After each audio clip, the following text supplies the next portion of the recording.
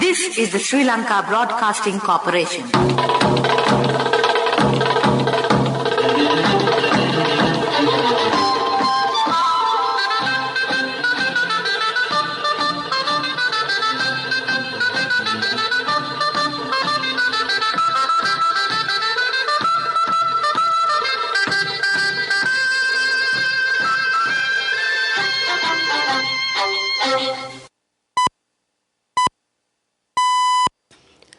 (8:45). This is the Sri Lanka Broadcasting Corporation. Here is the news, edited by Danushka Madhavella and read by Indrani Senanayake. The headlines. The appropriation draft bill for the next 4 months will be presented to Parliament tomorrow. The Sri Lanka Bar Association says they hope to obtain ideas from the general public regarding the 22nd Amendment to the Constitution. It is stressed that all religious leaders propose the establishment of a multi-party government. A discussion took place between Election Commission and representatives of all political parties. In foreign news, Israel confirms ceasefire with Gaza after 3 days of deadly strikes. And in sports news, Australia won the Women's Cricket Commonwealth Games gold with a thrilling 9-run victory over India. The appropriation draft bill for the next 4 months will be presented to Parliament tomorrow. Government sources say that Prime Minister Dinesh Gunawardena will present it to Parliament on behalf of Finance Minister and President Ranil Wickremesinghe. The government presented the budget for this year last November, but the government has decided to present another appropriation bill due to the present political and economic situation in the country. The Election Commission says it is ready to hold discussions with the political parties regarding the changes of the electoral system suggested by the Parliament Special Working Committee. Accordingly, a discussion took place today with the representatives of the political parties. Measures will be taken to make those suggestions agreed upon by the political party representatives as law. The Election Commission hopes to meet the political party members who do not represent the Parliament at present in a future date. The Sri Lanka Bar Association says they hope to obtain ideas from the general public regarding the 22nd Amendment to the Constitution. President of the association, Attorney at Law Salia Pirius, said that necessary action is taking place to cement the rule of law. He was speaking at an event with the lawyers of the Hambantota district this morning.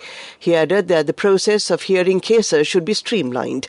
The president went on to say that the Bar Association is taking appropriate measures to contribute positively to solving the present crisis in the country.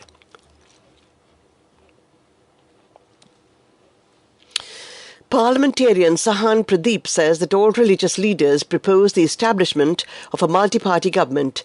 Addressing the media briefing held today, he said that the President is holding discussions with party leaders in this regard. The MP said that the responsibility of all party leaders is to support the government to end this crisis and develop the country speedily. A discussion between President Ranil Wickremesinghe and the National People's Power Party, led by MP Anura Kumara Dissanayake, regarding the all-party government is scheduled to be held tomorrow. Apart from the National People's Power, the President has held discussions on the all-party government with all other parties and groups represented in Parliament. This news comes to you from the Sri Lanka Broadcasting Corporation. Scan the Lanka QR code and make your payments with People's Pay mobile payment app from People's Bank.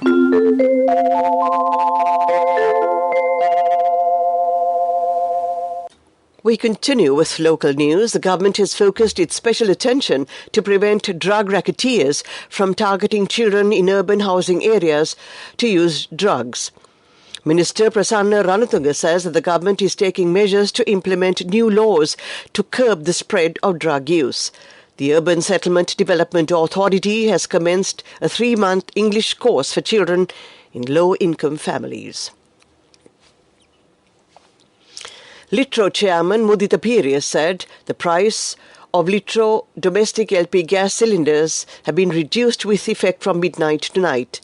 Accordingly, the price of a 12.5 kilogram cylinder has been reduced by 246 rupees, and the price of a 5 kilogram cylinder has been reduced by 99 rupees. Meanwhile, the price of a 2.3 kilogram gas cylinder has been slashed by 45 rupees with effect from midnight tonight.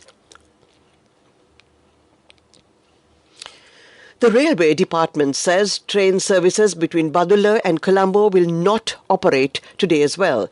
The department says the train services on the upcountry railway line will operate from tomorrow. The train services were temporarily stopped due to the landslides and rock falls caused by bad weather conditions. The railway workers said that there have been many landslides and rock falls at several places on the railway line from Nawalapitiya to Nanu Oya, and the restoration work is in the final stage of operation. Nobody looks for hotels like this. So why do you still pay with cash when you have People's Pay mobile app from People's Bank? Scan the Lanka QR code and make your payments with People's Pay mobile payment app from People's Bank. The main news story is brought to you by Siddhalepa Vedamahatmya. The Director General of Health Services has confirmed another 2 COVID-19 related deaths for yesterday. The deceased includes a male and a female, both above the age of 60 years. Meanwhile, another 180 new COVID-19 infections have also been reported today. This brings the tally of coronavirus cases detected in the country thus far to 666,944. The main news story was brought to you by Siddhalepa Vedamahatmya. Watch Life is brought to you by A Strength to Your Life. CIB Janajaya Vasana has commenced. Valuable gifts and all bills are on 31st of October. Come to CIB today. Watchlight Secretary of the Northern Provincial Council SM Saban Bandulasena said that flights between Jaffna and India will restart this week. Accordingly, flights will start between Jaffna and Chennai, and also steps have been taken to resume internal flights from Jaffna to Ratmalana, he said. With the spread of the coronavirus in the recent past, the Jaffna International Airport had been closed due to the decision to close all internal airports in Sri Lanka. During this period, the renovation and modernization work was carried out at the Jaffna International Airport and at a cost of $200 million with the support of the Indian government. A Strength to Your Life. CIB Janajaya Vasana has commenced. Valuable gifts and all bills are on 31st of October. Come to CIB today. World News headlines: Israel confirms ceasefire with Gaza after 3 days of deadly strikes. A report says British police strip search over 600 kids, mostly black boys. Jaguar Land Rover order Tata Motors to buy Ford car plant in India. Israel confirmed it had agreed to an Egyptian brokered ceasefire with the Palestinian Islamic Jihad in the Gaza Strip, ending the deadly Israeli airstrikes and the barrage of Palestinian rockets for 3 days. Lior Hayat, head of Israel's National Public Diplomacy Directorate, said in a statement that the ceasefire would take effect at 11:30 p.m. local time. Israel also thanked Egypt for mediating the ceasefire. A report reveals Britain's largest police force, the Metropolitan Police, strip-searched 650 children, mostly black boys between 2018 and 2020. Of the 650 minors aged 10 to 17 searched by the Met officers, 95% were boys and 58% of the boys were black, according to the research published by Rachel D'Souza, the Children's Commissioner for England. In 23% of the cases, there wasn't an appropriate adult present, the report said.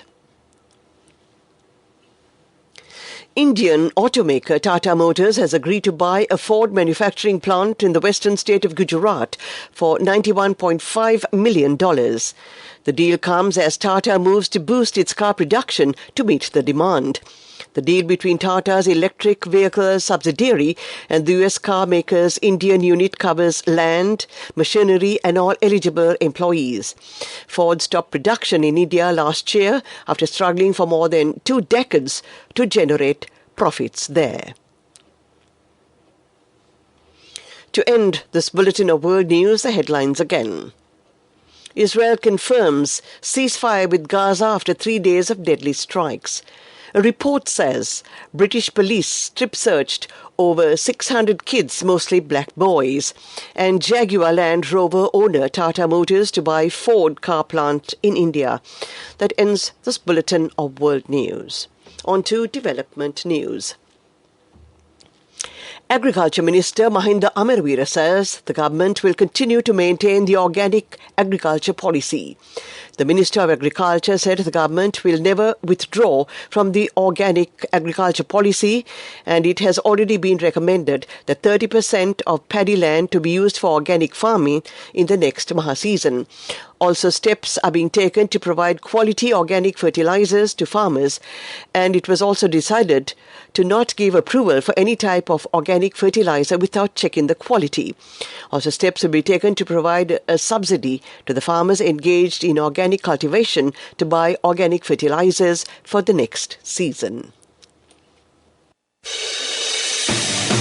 Sports News is brought to you by Sampath Bank. We present your future. Australia continued their dominance of women's cricket with a thrilling 9-run victory over India at Edgbaston to clinch the Commonwealth Games gold, having secured the Women's Ashes and World Cups in both the 2020 and 50 overs formats. This success completed a fine quadruple for Meg Lanning's side. Beth Mooney hit 61 to help Australia reach 161 for 8 from their 20 overs. Harmanpreet Kaur's stunning 65 gave India hope, but her dismissal sparked a collapse, and they were all out for 152. New Zealand claimed the bronze after beating England by 8 wickets earlier in the day. It is the first time women's cricket was featured in the Commonwealth Games. Cash through NSP globally and win wonderful gifts locally. From October 1st, 2021 to December 31st, 2022, remit a minimum of $100 or an equivalent amount in any foreign currency 3 times through NSB U Trust. Business News, sponsored by National Savings Bank, the safest place for your money. Aimed at enhancing the ease of doing business and accelerating digital transformation, the Board of Investment announced the completion of the integration of the visa recommendation system. The system, completed in coordination with the Department of Immigration and Immigration and the Ministry of Defence, provides online visa recommendation for potential investors visiting Sri Lanka and all the enterprises that fall under the purview of the BOI. The BOI has already completed the online system up to the point where investor enterprises could submit the visa application online and obtain the approval application from the BOI. For this, the investors were required to make 3 physical visits to the BOI head office. However, with the integration with the Department of Immigration, there is no need for investors to visit the BOI at all. Business News, sponsored by Cash through NSP globally and win wonderful gifts locally. Will you be the lucky winner of the NSP Golden Jubilee? 50 gold sovereigns for the top prize winner of the NSP Golden Jubilee. Scooters for the 10 second prize winners. iPhones for the 10 third prize winners. Mountain bikes for the 29 fourth prize winners. From October 1st, 2021 to December 31st, 2022. Remit a minimum of $100 or an equivalent amount in any foreign currency 3 times through NSB U Trust. On to economic news. A discussion was held recently between Minister of Foreign Employment Manusha Nanayakkara and the country director of the Human Resources Department of Korea, Mr. Lee, on the certificate of confirmation of visa issues of Korean job seekers at the Foreign Employment Bureau. Mr. Lee, the residential director of the Korean Human Resources Department, met the minister at the Sri Lanka Bureau of Foreign Employment to discuss the current situation of the Korean recruitment program to increase the weekly departures from Sri Lanka. The discussion focused on achieving the goal of sending 5,800 Sri Lankans to work in Korea by the end of this year and to accelerate the process. And finally, we take a look at the weather report.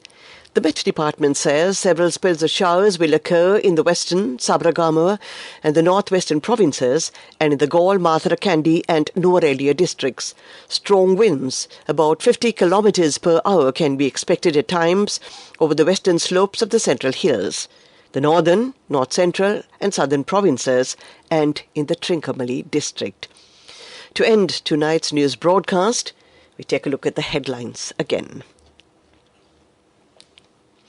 The appropriation draft bill for the next 4 months will be presented to Parliament tomorrow. The Sri Lanka Bar Association says they hope to obtain ideas from the general public regarding the 22nd Amendment to the Constitution. It is stressed that all religious leaders propose the establishment of a multi-party government. A discussion took place today between Election Commission and representatives of all political parties. In foreign news, Israel confirms ceasefire with Gaza after 3 days of deadly strikes. And in sports news, Australia won the Women's Cricket Commonwealth Games gold with a thrilling 9-run victory over India. That ends tonight's news broadcast.